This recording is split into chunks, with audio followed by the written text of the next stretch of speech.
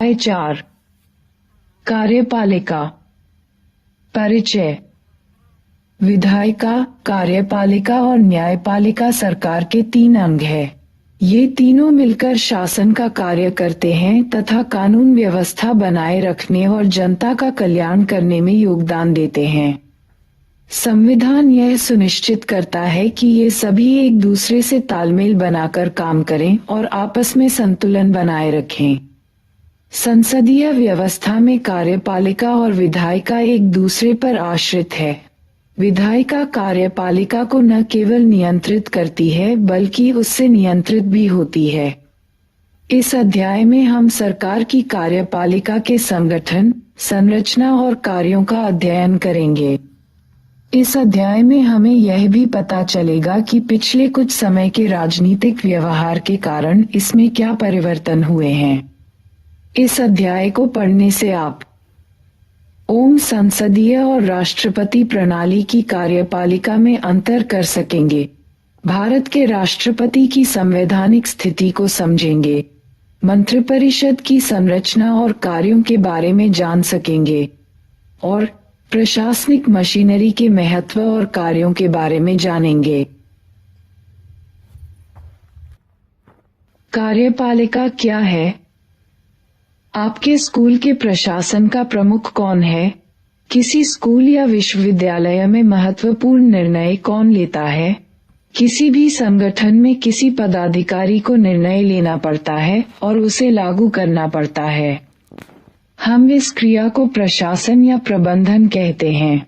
लेकिन प्रशासन के लिए संगठन के शीर्ष पर एक ऐसा समूह होना चाहिए जो बड़े या नीतिगत निर्णय ले सके और दैनिक प्रशासनिक कार्यों की देखरेख तथा उनमें तालमेल कर सके। ऐसे हर संगठन में कुछ लोगों का एक समूह होता है। ये लोग उस संगठन के मुख्य प्रशासनिक या कार्यपालिका अधिकारी के रूप में काम करते हैं। आपने शायद बड़ी कंपनियों, बैंकों और औद्योगिक इकाइयों के प्रशासनिक अधिकारियों के बारे में सुना होगा। उनमें से कुछ पदाधिकारी नीतियों, नियमों और कायदों के बारे में निर्णय लेते हैं, तो कुछ उसे संगठन में लागू करते हैं। कार्यपालिका का अर्थ व्यक्तियों के उस समूह से है जो कायदे कानूनों को संगठन में रोजाना लागू करते हैं। सरकार के मामले में भी एक संस्था नीतिगत निर्णय लेती है और नियमों और कायदों के बारे में तय करती है, दूसरी उसे लागू करने की जिम्मेदारी निभाती है। सरकार का वह अंग जो इन नियमों कायदों को लागू करता है और प्रशासन का काम करता है, कार्यपालिका कहलाता है। कार्यपालिका के प्रमुख कार्य क्या हैं? कार्यपालिका सरकार का वह अंग है जो विधायिका द्वारा स्वीकृत नीतियों और कानूनों को लागू करने के लिए जिम्मेदार है। कार्यपालिका प्रायः नीति निर्माण में भी भाग लेती है। कार्यपालिका का औपचारिक नाम अलग अलग राज्यों में भिन्न भिन्न होता है। कुछ देशों में राष्ट्रपति होता है, तो कहीं चांसलर। कार्यपालिका में केवल राष्ट्रपति, प्रधानमंत्री या मंत्री ही नहीं होते बल्कि इसके अंदर पूरा प्रशासनिक ढांचा, सिविल सेवा के सदस्य भी आते हैं।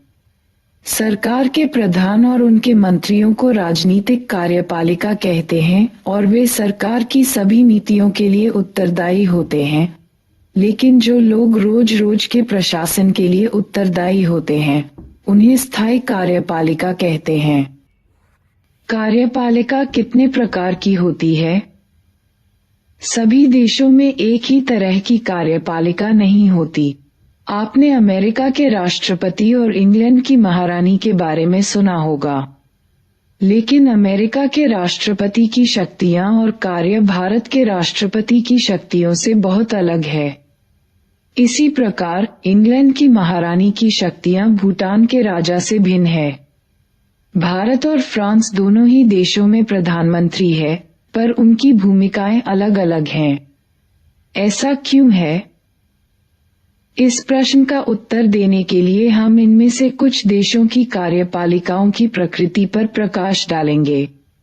अमेरिका में अध्यक्षात्मक व्यवस्था है और कार्यकारी शक्तियां राष्ट्रपति के पास हैं। कनाडा में संसदीय लोकतंत्र और संवैधानिक राजतंत्र हैं, जिसमें महारानी एलिजाबेथ द्वितीय राज्य की प्रधान और प्रधानमंत्री सरकार का प्रधान है। फ्रांस में राष्ट्रपति और प्रधानमंत्री अर्ध-अध्यक्षात्मक व्यवस्था के हिस्से हैं। राष्ट्रपति प्रधानमंत्री और अन्य मंत्रियों की नियुक्ति करता है, पर उन्हें पद से हटा नहीं सकता क्योंकि वे संसद के प्रति उत्तरदायी होते हैं। जापान में संसदीय व्यवस्था है, जिसमें राजा देश का और प्रधानमंत्री सरकार का प्रधान है। इटली में एक संसदीय व्यवस्था है, जिसमें राष्ट्रपति देश का और प्रधानमंत्री सरकार का प्रधान है। रूस में एक अर्ध-अध्यक्षात्मक व्यवस्था है, जिसमें राष्ट्रपति देश का प्रधान और राष्ट्रपति द्वारा नियुक्त प्रधानमंत्री सरकार का प्रधान है। जर्मनी में एक संसदीय व्यवस्था है, जिसमें राष्ट्रपति देश का नामात्र का प्रधान और चांसलर सरकार का प्रधान है। अध्यक्षात्मक व्यवस्था में राष्ट्रपति राज्य और सरकार दोनों का ही प्रधान होता है। इस व्यवस्था में सिद्धांत और व्यवहार दोनों में राष्ट्रपति का पद बहुत शक्तिशाली होता है। ऐसी व्यवस्था अमेरिका, ब्राजील और लैटिन अमेरिका के अनेक देशों में पाई जाती है। संसदीय व्यवस्था में प्रधानमंत्री सरकार का प्रधान होता है।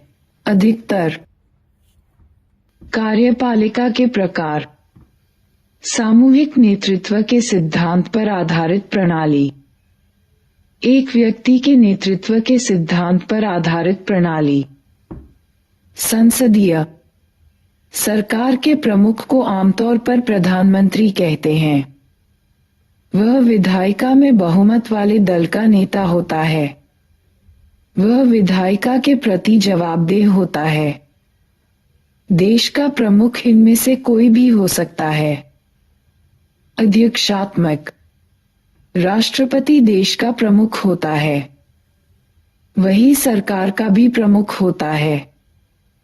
प्रधानमंत्री और उसका मंत्रिपरिषद विधायिका के प्रति जवाबदेह होता है। राष्ट्रपति का चुनाव आमतौर पर प्रत्यक्ष मतदान से होता है। वह विधायिका के प्रति जवाबदेह नहीं होता। राजा: राष्ट्रपति। अर्ध-अध्यक्षात्मक: राष्ट्रपति देश का प्रमुख होता है। प्रधानमंत्री सरकार का प्रमुख होता है। संवैधानिक राजतंत्र: संसदीय गणतंत्र। औपचारिक शासन प्रमुख। श्रीलंका की अर्ध-अध्यक्षात्मक कार्यपालिका। 1978 में श्रीलंका के संविधान का संशोधन करके अध्यक्षात्मक कार्यपालिका लागू की गई। इस प्रणाली में जनता प्रत्यक्ष रूप से राष्ट्रपति को चुनती है। यह संभव है कि राष्ट्रपति और प्रधानमंत्री एक ही दल या अलग-अलग दलों के हों। संविधान राष्ट्रपति को व्यापक शक्तियां देता है। राष्ट्रपति संसद में बहुमत वाले दल के सदस्यों में से प्रधानमंत्री चुनता है। यद्यपि मंत्रियों के लिए संसद का सदस्य होना अनिवार्य है, लेकिन राष्ट्रपति प्रधानमंत्री और दूसरे मंत्रियों को हटा सकता है। राज्य का निर्वाचित प्रधान और सशस्त्र सेनाओं का प्रधान सेनापति होने के अतिरिक्त राष्ट्रपति सरकार का भी प्रधान होता है। राष्ट्रपति 6 वर्ष के लिए चुना जाता है और उसे संसद की कुल सदस्य संख्या के 2/3 बहुमत से पारित प्रस्ताव के द्वारा हटाया जा सकता है। यदि वह प्रस्ताव संसद के कम से कम आधे सदस्यों द्वारा पास किया जाए और संसद का अध्यक्ष भी संतुष्ट हो कि आरोपों में दम है, तो संसद का अध्यक्ष उसे सर्वोच्च न्यायालय को भेज सकता है। श्रीलंका के राष्ट्रपति और प्रधानमंत्री की स्थिति भारत से कैसे भिन्न है? भारत और श्रीलंका के राष्ट्रपति के महाभियोग में सर्वोच्च न्यायालय की भूमिका की तुलना करें। संसदीय व्यवस्थाओं में एक राष्ट्रपति या राजा होता है जो देश का औपचारिक या नाम मात्र का प्रधान होता है। इस व्यवस्था में राष्ट्रपति या राजा की भूमिका मुख्यतः अलंकारिक होती है और प्रधानमंत्री तथा मंत्रिमंडल के पास वास्तविक शक्ति होती है। जर्मनी, इटली, जापान, इंग्लैंड और पुर्तगाल आदि देशों में यह व्यवस्था है। अर्ध-अध्यक्षात्मक व्यवस्था में राष्ट्रपति और प्रधानमंत्री दोनों होते हैं, लेकिन संसदीय व्यवस्था के विपरीत उसमें राष्ट्रपति को दैनिक कार्यों के संपादन में महत्वपूर्ण शक्तियां प्राप्त हो सकती हैं। इस व्यवस्था में कभी-कभी राष्ट्रपति और प्रधानमंत्री दोनों ही एक दल के हो सकते हैं, लेकिन जब कभी वे दो अलग-अलग दलों के होते हैं तो उनमें आपस में विरोध हो सकता है। फ्रांस, रूस और श्रीलंका में ऐसी ही व्यवस्था है। भारत में संसदीय कार्यपालिका। जब भारत का संविधान लिखा जा रहा था तब तक भारत को 1919 और 1935 के अधिनियमों के अंतर्गत संसदीय व्यवस्था के संचालन का कुछ अनुभव हो चुका था। इस अनुभव ने हमें दिखाया कि संसदीय व्यवस्था के अंतर्गत कार्यपालिका को जनप्रतिनिधियों के द्वारा प्रभावपूर्ण तरीके से नियंत्रित किया जा सकता है। भारतीय संविधान के निर्माता एक ऐसी सरकार सुनिश्चित करना चाहते थे जो जनता की अपेक्षाओं के प्रति संवेदनशील और उत्तरदायी हो।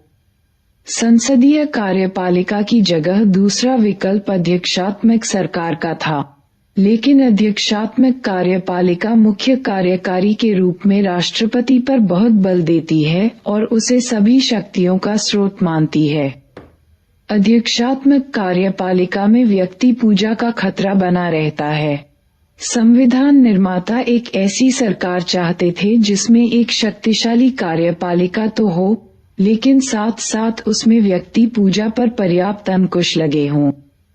संसदीय व्यवस्था में ऐसी अनेक प्रक्रियाएं हैं जो यह सुनिश्चित करती हैं कि कार्यपालिका विधायिका या जनता के प्रतिनिधियों के प्रति उत्तरदायी होगी और उनसे नियंत्रित भी। इसलिए संविधान में राष्ट्रीय और प्रांतीय दोनों ही स्तरों पर संसदीय कार्यपालिका की व्यवस्था को स्वीकार किया गया। इस व्यवस्था के अंतर्गत राष्ट्रपति भारत में राज्य का औपचारिक प्रधान होते हैं तथा प्रधानमंत्री और मंत्रिपरिषद राष्ट्रीय स्तर पर सरकार चलाते हैं। राज्यों के स्तर पर राज्यपाल, मुख्यमंत्री और मंत्रिपरिषद मिलकर कार्यपालिका बनाते हैं। भारत के संविधान में औपचारिक रूप से संघ की कार्यपालिका शक्तियां राष्ट्रपति को दी गई हैं, पर वास्तव में प्रधानमंत्री के नेतृत्व में बनी मंत्रिपरिषद के माध्यम से राष्ट्रपति इन शक्तियों का प्रयोग करता है। राष्ट्रपति 5 वर्ष के लिए चुना जाता है। राष्ट्रपति पद के लिए सीधे जनता के द्वारा निर्वाचन नहीं होता। राष्ट्रपति का निर्वाचन अप्रत्यक्ष तरीके से होता है। इसका अर्थ यह है कि राष्ट्रपति का निर्वाचन आम नागरिक नहीं बल्कि निर्वाचित विधायक और सांसद करते हैं। यह निर्वाचन समानुपातिक प्रतिनिधित्व प्रणाली और एकल संक्रमणीय मत के सिद्धांत के अनुसार होता है। केवल संसद ही राष्ट्रपति को महाभियोग की प्रक्रिया के द्वारा उसके पद से हटा सकती है। पिछले अध्याय में हमने पढ़ा कि इस प्रक्रिया के लिए संसद में विशेष बहुमत की जरूरत पड़ती है। महाभियोग केवल संविधान के उल्लंघन के आधार पर लगाया जा सकता है। और अनुच्छेद 74(1) राष्ट्रपति को सहायता और सलाह देने के लिए एक मंत्रिपरिषद होगी जिसका प्रधान प्रधानमंत्री होगा। राष्ट्रपति अपने कृत्यों का प्रयोग करने में ऐसी सलाह के अनुसार कार्य करेगा, परंतु राष्ट्रपति मंत्रिपरिषद से ऐसी सलाह पर पुनर्विचार करने को कह सकता है और राष्ट्रपति ऐसे पुनर्विचार के पश्चात दी गई सलाह के अनुसार ही कार्य करेगा। इस कथन में जिस शब्द ही का प्रयोग किया गया है, क्या आप उसका अर्थ जानते हैं? उसका अर्थ यह है कि राष्ट्रपति मंत्रिपरिषद की सलाह मानने को बाध्य है। राष्ट्रपति की शक्ति पर उठे विवाद के कारण संविधान का संशोधन करके यह स्पष्ट कर दिया गया कि राष्ट्रपति मंत्रिपरिषद की सलाह मानने को बाध्य है। बाद में एक और संशोधन के द्वारा यह निर्णय किया गया कि राष्ट्रपति मंत्रिपरिषद को अपनी सलाह पर एक बार पुनर्विचार करने के लिए कह सकता है, लेकिन उसे मंत्रिपरिषद के द्वारा पुनर्विचार के बाद दी गई सलाह को मानना ही पड़ेगा। राष्ट्रपति की शक्ति और स्थिति। आप पहले ही पढ़ चुके हैं कि राष्ट्रपति सरकार का औपचारिक प्रधान है। उसे औपचारिक रूप से बहुत सी कार्यकारी, विधायी, कानूनी और आपात शक्तियां प्राप्त हैं। संसदीय व्यवस्था में राष्ट्रपति वास्तव में इन शक्तियों का प्रयोग मंत्रिपरिषद की सलाह पर ही करता है। प्रधानमंत्री और मंत्रिपरिषद को लोकसभा में बहुमत प्राप्त होता है और वे ही वास्तविक कार्यकारी हैं।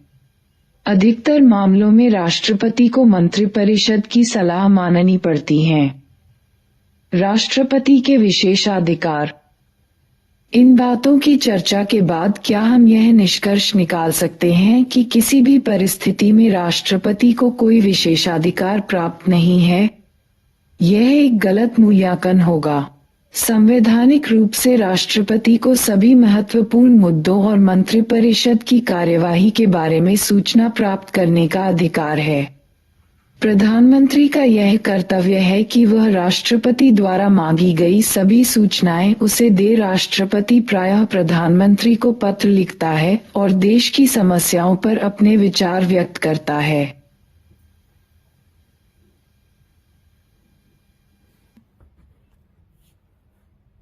इसके अतिरिक्त कम से कम 3 अन्य अवसरों पर राष्ट्रपति अपने विशेषाधिकार का प्रयोग करता है।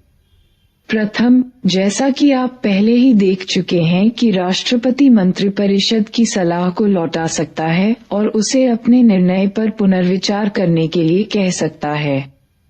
ऐसा करने में राष्ट्रपति अपने विवेक का प्रयोग करता है। जब राष्ट्रपति को ऐसा लगता है कि सलाह में कुछ गलती है या कानूनी रूप से कुछ कमियां हैं या फैसला देश के हित में नहीं है, तो वह मंत्रिपरिषद से अपने निर्णय पर पुनर्विचार करने के लिए कह सकता है। यद्यपि मंत्रिपरिषद पुनर्विचार के बाद भी उसे वही सलाह दोबारा दे सकती है और तब राष्ट्रपति उसे मानने के लिए बाध्य भी होगा, तथापि राष्ट्रपति के द्वारा पुनर्विचार का आग्रह अपने आप में काफी मायने रखता है। अतः यह एक तरीका है जिसमें राष्ट्रपति अपने विवेक के आधार पर अपनी शक्ति का प्रयोग करता है।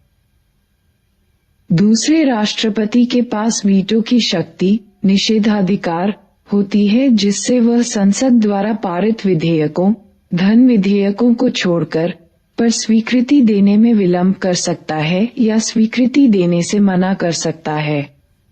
संसद द्वारा पारित प्रत्येक विधेयक को कानून बनने से पूर्व राष्ट्रपति की स्वीकृति के लिए भेजा जाता है। राष्ट्रपति उसे संसद को लौटा सकता है। हमने देखा कि विधेयकों को स्वीकृति देने के संबंध में राष्ट्रपति पर कोई समय सीमा नहीं है। क्या आपको पता है कि इस सिलसिले में एक घटना घट चुकी है?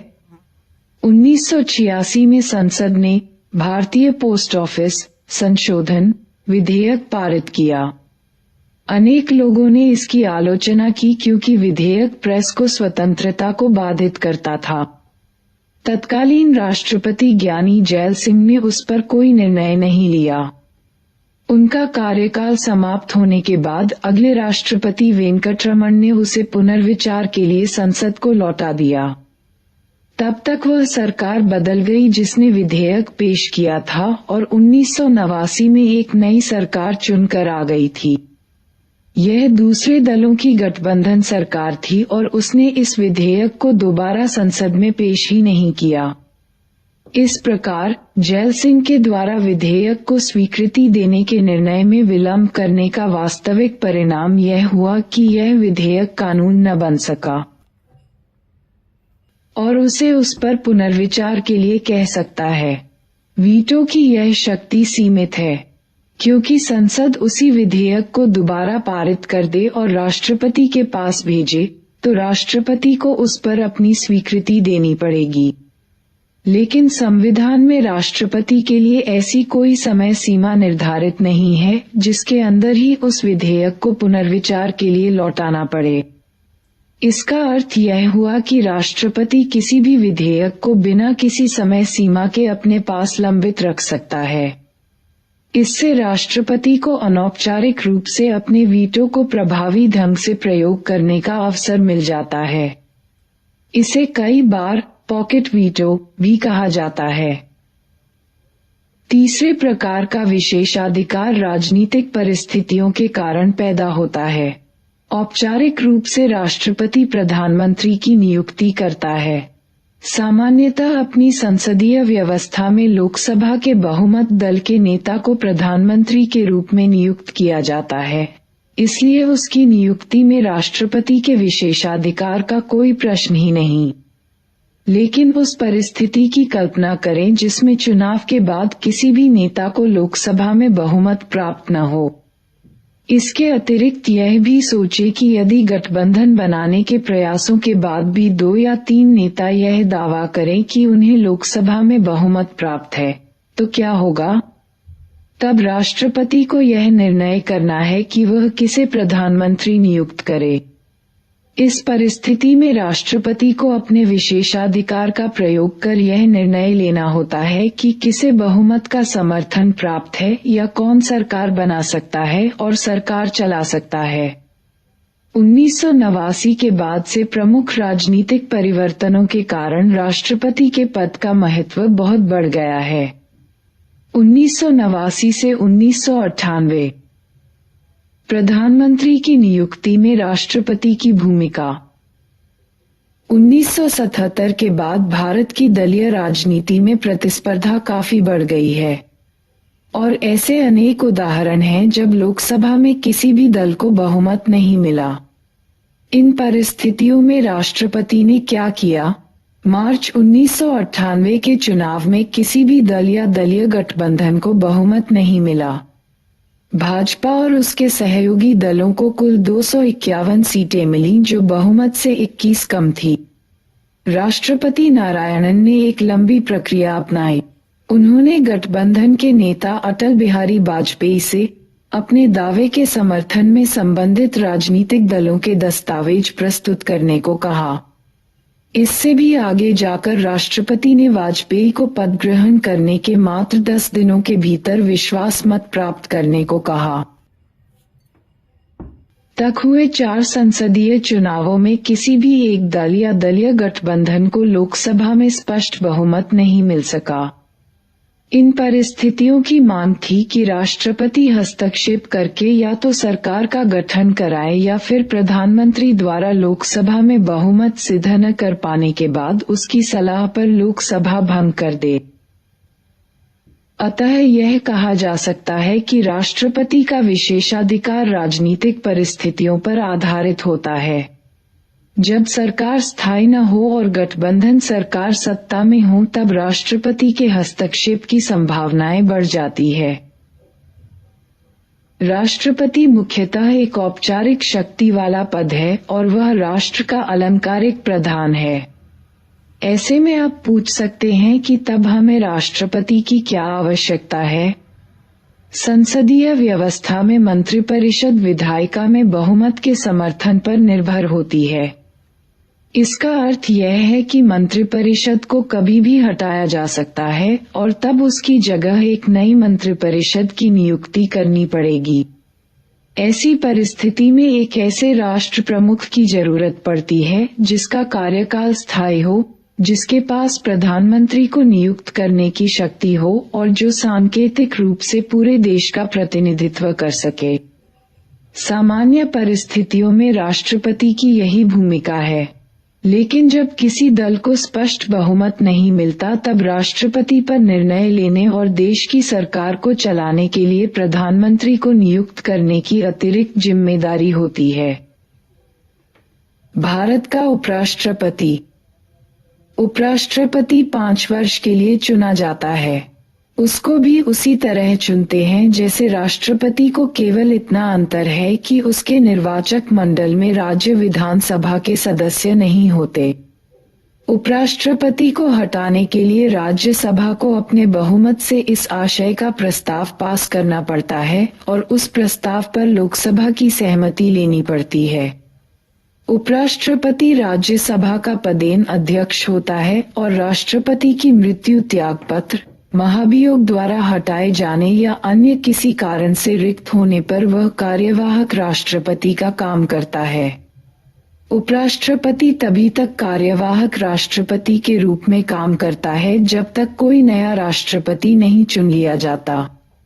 फखरुद्दीन अली अहमद की मृत्यु के बाद बीडी जत्ती तब तक कार्यवाहक राष्ट्रपति के रूप में काम करते रहे जब तक नए राष्ट्रपति का चुनाव नहीं हो गया। कहाँ पहुँचे, क्या समझे? कल्पना करें कि प्रधानमंत्री जिस राज्य में इस आधार पर राष्ट्रपति शासन लगाना चाहता है कि वहां की सरकार दलितों पर अत्याचार रोकने में विफल रही है। राष्ट्रपति की सोच कुछ अलग है। उसका कहना है कि राष्ट्रपति शासन का अपवाद स्वरूप ही प्रयोग करना चाहिए। इस स्थिति में राष्ट्रपति के पास निम्नलिखित में से कौन विकल्प है? वह प्रधानमंत्री को बताए कि राष्ट्रपति शासन की घोषणा करने वाले आदेश पर वह हस्ताक्षर नहीं करेगा। जोड़ प्रधानमंत्री को बर्खास्त कर दे। वह प्रधानमंत्री से वहां केंद्रीय रिजर्व पुलिस बल भेजने को कहे। एक प्रेस वक्तव्य दे कि क्यों प्रधानमंत्री गलत है। इस संबंध में प्रधानमंत्री से बातचीत करे और उसे ऐसा करने से रोके, परंतु यदि प्रधानमंत्री दृढ़ रहे तब उस पर हस्ताक्षर कर दे। प्रधानमंत्री और मंत्रिपरिषद। भारत के प्रधानमंत्री पद का उल्लेख किए बिना भारतीय सरकार या राजनीति की कोई चर्चा नहीं हो सकती। क्या आप सोच सकते हैं कि ऐसा क्यों? इस अध्याय में आप पहले पढ़ चुके हैं कि राष्ट्रपति केवल मंत्रिपरिषद की सलाह पर ही अपनी शक्तियों का प्रयोग करता है। प्रधानमंत्री इस मंत्रिपरिषद का प्रधान है। अतः मंत्रिपरिषद के प्रधान के रूप में प्रधानमंत्री अपने देश की सरकार का सबसे महत्वपूर्ण पदाधिकारी हो जाता है। संसदीय शासन में यह जरूरी है कि प्रधानमंत्री को लोकसभा में बहुमत प्राप्त हो। बहुमत का यह समर्थन भी प्रधानमंत्री को बहुत शक्तिशाली बना देता है। जैसे ही प्रधानमंत्री बहुमत का समर्थन खो देता है, वह अपना पद भी खो देता है। स्वतंत्रता के बाद कई वर्षों तक कांग्रेस पार्टी का लोकसभा में बहुमत बना रहा, जिससे उसी का नेता प्रधानमंत्री बनता रहा। 1989 से अनेक ऐसे अवसर आए जब लोकसभा में किसी भी दल को बहुमत नहीं मिला। अनेक राजनीतिक दलों को तालमेल कर गठबंधन बनाना पड़ा जिसे लोकसभा में बहुमत प्राप्त हो। इस परिस्थिति में जो नेता सहयोगी दलों को अधिकतर स्वीकार होता है वह प्रधानमंत्री बनता है। औपचारिक रूप से जिस नेता को लोकसभा में बहुमत का समर्थन प्राप्त होता है, राष्ट्रपति उसे प्रधानमंत्री नियुक्त करता है। प्रधानमंत्री तय करता है कि उसकी मंत्रिपरिषद में कौन लोग मंत्री होंगे। प्रधानमंत्री विभिन्न मंत्रियों में पद स्तर और मंत्रालयों का आवंटन करता है। मंत्रियों को उनकी वरिष्ठता और राजनीतिक महत्व के अनुसार मंत्रिमंडल का मंत्री, राज्य मंत्री या उपमंत्री बनाया जाता है। इसी प्रकार राज्यों में मुख्यमंत्री अपने दल या सहयोगी दलों से मंत्री चुनते हैं। प्रधानमंत्री और सभी मंत्रियों के लिए संसद का सदस्य होना अनिवार्य है। संसद का सदस्य हुए बिना यदि कोई व्यक्ति मंत्री या प्रधानमंत्री बन जाता है तो उसे 6 महीने के भीतर ही संसद के सदस्य के रूप में निर्वाचित होना पड़ता है। संविधान सभा में अनेक सदस्यों का विचार था कि मंत्रियों का चयन विधायिका को करना चाहिए, न कि प्रधानमंत्री या मुख्यमंत्री को। मेरे दृष्टिकोण से प्रांतों के लिए वह स्विस प्रणाली सर्वोत्तम व्यवस्था है जिसमें विधायिका कार्यपालिका को एक निश्चित समय के लिए चुनती है। एकल संक्रमणीय मत प्रणाली वह सर्वोत्तम व्यवस्था है जो कार्यपालिका की नियुक्ति के लिए प्रयोग की जा सकती है, क्योंकि उसमें सभी हितों का प्रतिनिधित्व होगा और विधायिका का कोई भी दल यह महसूस न कर सकेगा कि उसका प्रतिनिधित्व नहीं है। बेगम एजाज रसूल। संविधान सभा के वाद विवाद, खंड एव, पृष्ठ 631, 17 जुलाई 1947। मंत्रिपरिषद का आकार। संविधान के 91वें संशोधन अधिनियम 2003 के पहले मंत्रिपरिषद का आकार समय की मांग और परिस्थितियों के अनुरूप तय किया जाता था, लेकिन ऐसे में मंत्रिपरिषद का आकार बहुत बड़ा हो जाता था। इसके अतिरिक्त जब किसी दल को स्पष्ट बहुमत नहीं मिलता था, तब वह संसद के अन्य सदस्यों की मंत्री पद का लालच देकर समर्थन हासिल करने की कोशिश करता था, क्योंकि तब मंत्रिपरिषद की सदस्य संख्या पर कोई प्रतिबंध न था। यह अनेक राज्यों में भी हो रहा था।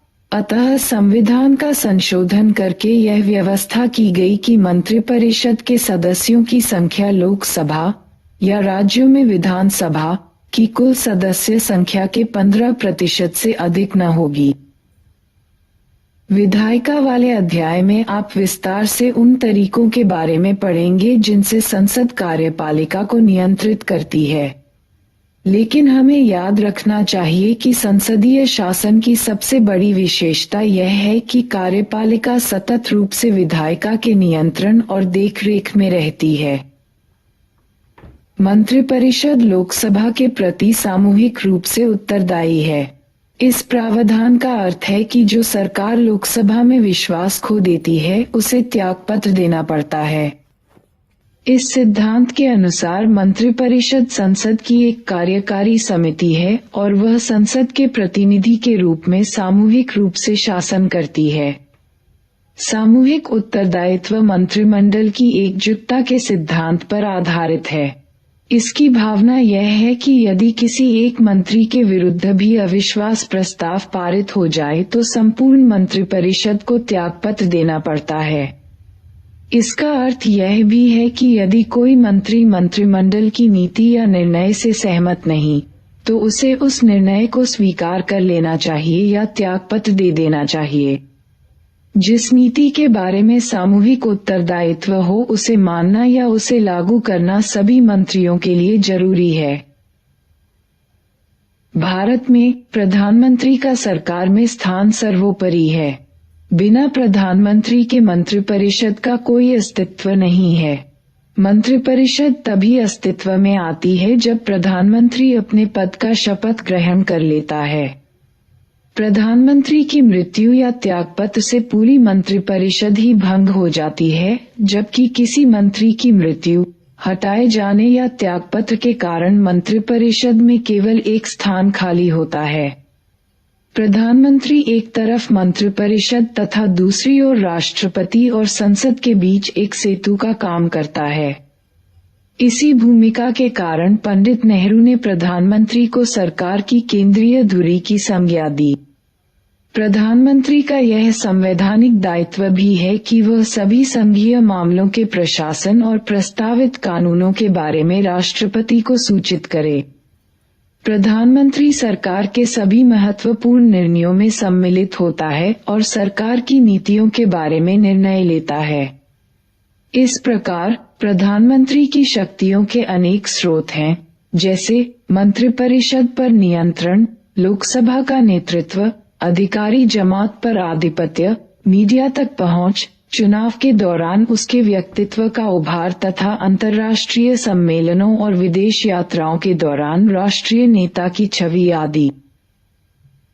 लेकिन प्रधानमंत्री की शक्तियां और उनका प्रयोग तत्कालीन राजनीतिक परिस्थितियों पर निर्भर करता है। जब भी किसी एक राजनीतिक दल को लोकसभा में बहुमत मिला, तब प्रधानमंत्री और मंत्रिमंडल की शक्तियां निर्विवाद रहीं। परंतु जब राजनीतिक दलों के गठबंधन की सरकारें बनी, तब ऐसा नहीं रहा। 1989 से हमने भारत में अनेक गठबंधन सरकारों को देखा है। इनमें से कई सरकारें लोकसभा की पूरी अवधि के लिए सत्ता में न रह सकीं। बहुमत समाप्त होने के कारण उन्होंने त्यागपत्र दे दिया या वे हटा दी गईं। इन घटनाओं से संसदीय शासन का कामकाज प्रभावित हुआ है। इस सिलसिले में पहली बात तो यह है कि इन घटनाओं से प्रधानमंत्री के चयन में राष्ट्रपति के विशेषाधिकारों की भूमिका बढ़ी है। दूसरे, इस अवधि में गठबंधन राजनीति के कारण राजनीतिक सहयोगियों में परामर्श की प्रवृत्ति बढ़ी है, जिससे प्रधानमंत्री की सत्ता में कुछ सेंध लगी है। तीसरे, इससे प्रधानमंत्री के अनेक विशेषाधिकारों जैसे मंत्रियों का चयन और उनके पद स्तर तथा मंत्रालय के चयन पर भी कुछ अंकुश लगा है। चौथे, प्रधानमंत्री सरकार की नीतियों और कार्यक्रमों को भी अकेले तय नहीं कर सकता। चुनाव के पूर्व और चुनाव के बाद विभिन्न विचारधारा वाले अनेक राजनीतिक दल सहयोग करके सरकार बनाते हैं। सहयोगी दलों के बीच काफी बातचीत और समझौते के बाद ही नीतियां बन पाती हैं। इस पूरी प्रक्रिया में प्रधानमंत्री को एक नेता से अधिक एक मध्यस्थ की भूमिका निभानी पड़ती है। कुछ एक बदलावों के साथ राज्यों में भी ठीक इसी तरह की लोकतांत्रिक कार्यपालिका होती है। सबसे महत्वपूर्ण अंतर यह है कि राज्य में एक राज्यपाल होता है जो केंद्रीय सरकार की सलाह पर राष्ट्रपति के द्वारा नियुक्त किया जाता है। यद्यपि प्रधानमंत्री की ही तरह मुख्यमंत्री भी विधानसभा में बहुमत दल का नेता होता है, पर राज्यपाल के पास ज्यादा विवेकाधीन शक्तियां होती हैं। बहरहाल, राज्य के स्तर पर भी संसदनात्मक व्यवस्था के प्रमुख सिद्धांत लागू होते हैं। कहां पहुंचे, क्या समझे? मान लीजिए कि प्रधानमंत्री को मंत्रिपरिषद का गठन करना है। वह क्या करेगा, करेगी? क, विभिन्न विषयों के विशेषज्ञों का चयन। ख, केवल अपनी पार्टी के लोगों का चयन। ग, केवल व्यक्तिगत रूप से निष्ठावान और विश्वसनीय लोगों का चयन। घ, केवल सरकार के समर्थकों का चयन। अग, मंत्री बनने की होड़ में शामिल व्यक्तियों राजनीतिक ताकत का अंदाजा लगाकर ही उनका चयन। स्थायी कार्यपालिका, नौकरशाही। मंत्रियों के निर्णय को कौन लागू करता है? शासन के कार्यकारी अंग में प्रधानमंत्री, मंत्रीगण और नौकरशाही या प्रशासनिक मशीनरी का एक विशाल संगठन सम्मिलित होता है। इस ढांचे और सैन्य सेवाओं में अंतर करने के लिए इसे नागरिक सेवा कहते हैं। सरकार के स्थायी कर्मचारी के रूप में कार्य करने वाले प्रशिक्षित और प्रवीण अधिकारी नीतियों को बनाने तथा उसे लागू करने में मंत्रियों का सहयोग करते हैं। लोकतंत्र में निर्वाचित प्रतिनिधि और मंत्रीगण सरकार के प्रभारी होते हैं और प्रशासन उनके नियंत्रण और देखरेख में होता है। संसदीय शासन में विधायिका प्रशासन को नियंत्रित करती हैं। यह मंत्री की जिम्मेदारी है कि वह प्रशासन पर राजनीतिक नियंत्रण बनाए रखे। भारत में एक दक्ष प्रशासनिक मशीनरी मौजूद है, लेकिन यह मशीनरी राजनीतिक रूप से उत्तरदायी है। नौकरशाही से यह भी अपेक्षा की जाती है कि वह राजनीतिक रूप से तटस्थ हो। इसका अर्थ यह है कि नौकरशाही नीतियों पर विचार करते समय किसी राजनीतिक दृष्टिकोण का समर्थन नहीं करेगी। प्रजातंत्र में यह संभव है कि कोई पार्टी चुनाव में हार जाए और नई सरकार पिछली सरकार की नीतियों की जगह नई नीतियां अपनाना चाहे। ऐसी स्थिति में प्रशासनिक मशीनरी की जिम्मेदारी है कि वह नई सरकार को अपनी नीति बनाने और उसे लागू करने में मदद करे। आज भारतीय नौकरशाही का स्वरूप बहुत जटिल हो गया है। इसमें अखिल भारतीय सेवाएं, प्रांतीय सेवाएं, स्थानीय सरकार के कर्मचारी और लोक उपक्रमों के तकनीकी तथा प्रबंधकीय अधिकारी सम्मिलित हैं। हमारे संविधान निर्माता गैर राजनीतिक और व्यावसायिक रूप से दक्ष प्रशासनिक मशीनरी के महत्व को जानते थे। वे सिविल सेवा या नौकरशाही के सदस्यों को बिना किसी भेदभाव के योग्यता के आधार पर चयनित करना चाहते थे। अतः भारत सरकार के लिए सिविल सेवा के सदस्यों की भर्ती की प्रक्रिया का कार्य संघ लोक सेवा आयोग को सौंपा गया है। ऐसे ही लोक सेवा आयोग राज्यों में भी बनाए गए हैं। लोक सेवा आयोग के सदस्यों को एक निश्चित कार्यकाल के लिए नियुक्त किया जाता है। उनको सर्वोच्च न्यायालय के न्यायाधीश की जांच के आधार पर ही निलंबित या अपदस्थ किया जा सकता है। दक्षता और योग्यता को आधार बनाकर भर्ती की जाती है, लेकिन संविधान यह भी सुनिश्चित करता है कि पिछड़े वर्गों के साथ साथ समाज के सभी वर्गों को सरकारी नौकरशाही का हिस्सा बनने का मौका मिले। इस उद्देश्य के लिए संविधान दलित और आदिवासियों के लिए आरक्षण की व्यवस्था करता है। बाद में महिलाओं और अन्य पिछड़ी जातियों को भी आरक्षण दिया गया। इन प्रावधानों से यह सुनिश्चित होता है कि नौकरशाही में सभी समूहों का प्रतिनिधित्व होगा तथा सामाजिक असमानताएं सिविल सेवाओं में भर्ती के मार्ग में रोड़ा नहीं बनेंगी। भारतीय प्रशासनिक सेवा (IAS) तथा भारतीय पुलिस सेवा (IPS) के लिए उम्मीदवारों का चयन संघ लोक सेवा आयोग करता है। ये अधिकारी प्रांतीय स्तर पर शीर्षस्थ सिविल सेवाओं का वर्गीकरण, अखिल भारतीय सेवाएं, केंद्रीय सेवाएं, प्रांतीय सेवाएं, भारतीय प्रशासनिक सेवा, भारतीय विदेश सेवा, भारतीय राजस्व सेवा, प्रांतीय सिविल सेवा, भारतीय पुलिस सेवा, नौकरशाही की रीढ़ होते हैं। आपको शायद पता हो कि एक जिले का जिलाधिकारी, कलेक्टर, उस जिले में सरकार का सबसे महत्वपूर्ण अधिकारी होता है। क्या आप जानते हैं कि जिलाधिकारी सामान्यतः IAS स्तर का अधिकारी होता है और वह केंद्र सरकार द्वारा बनाई गई सेवा शर्तों से नियंत्रित होता है। एक IAS अथवा IPS अधिकारी किसी एक राज्य के संबद्ध कर दिया जाता है, जहां वह राज्य सरकार की देखरेख में काम करता है। लेकिन IAS और IPS अधिकारी केंद्र सरकार द्वारा नियुक्त होते हैं और वे केंद्र सरकार की सेवा में वापस जा सकते हैं। सबसे महत्वपूर्ण यह है कि केवल केंद्रीय सरकार ही उनके विरुद्ध अनुशासनात्मक कार्रवाई कर सकती है। इसका अर्थ यह हुआ कि राज्यों के प्रमुख प्रशासनिक अधिकारी केंद्रीय सरकार की देखरेख और नियंत्रण में रहते हैं। संघ लोक सेवा आयोग द्वारा नियुक्त IAS और IPS अधिकारियों के अतिरिक्त राज्य के प्रशासन में राज्य लोक सेवा आयोगों द्वारा नियुक्त अधिकारियों का भी योगदान होता है। जैसा कि हम आगे संघवाद वाले अध्याय में पढ़ेंगे, नौकरशाही की यह विशेषता राज्यों के प्रशासन पर केंद्रीय सरकार के नियंत्रण को मजबूत कर देती है। नौकरशाही वह माध्यम है जिसके द्वारा सरकार की लोकहितकारी नीतियां जनता तक पहुंचती है। पर नौकरशाही इतनी शक्तिशाली होती है कि आम आदमी सरकारी अधिकारियों तक पहुंचने से डरता है। यह लोगों का आम अनुभव है कि नौकरशाही सामान्य नागरिकों की मांगों और आशाओं के प्रति संवेदनशील नहीं होती। लेकिन जब लोकतांत्रिक ढंग से चुनी हुई सरकार नौकरशाही को नियंत्रित करती है, तब इनमें से कुछ समस्याओं को प्रभावी तरीके से हल किया जा सकता है। वहीं दूसरी ओर ज्यादा राजनीतिक हस्तक्षेप से नौकरशाही राजनीतिज्ञों के हाथ का खिलौना बन जाती है। हालांकि संविधान ने भर्ती के लिए एक स्वतंत्र मशीनरी बनाई, लेकिन अनेक लोगों का मानना है कि सरकारी कर्मचारियों को अपने कार्यों के संपादन में राजनीतिक हस्तक्षेप से बचाने की कोई व्यवस्था नहीं है।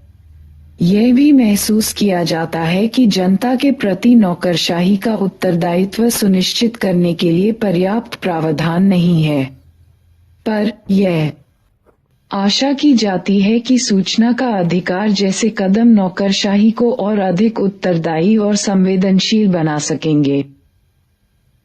निष्कर्ष: आधुनिक कार्यपालिका सरकार की एक अत्यंत शक्तिशाली संस्था है।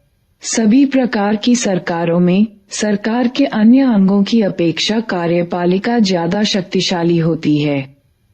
इससे कार्यपालिका पर लोकतांत्रिक नियंत्रण की आवश्यकता बढ़ जाती है। हमारे संविधान निर्माताओं की यह दूरदृष्टि ही थी कि उन्होंने कार्यपालिका को विधायिका के नियमित नियंत्रण और देखरेख में रखा। इस प्रकार एक संसदीय कार्यपालिका का चयन किया गया। समय समय पर होने वाले चुनाव व्यक्तियों के प्रयोग पर संवैधानिक अंकुशों और लोकतांत्रिक राजनीति ने यह सुनिश्चित किया है कि भारत में कार्यपालिका अनुत्तरदायी होगी।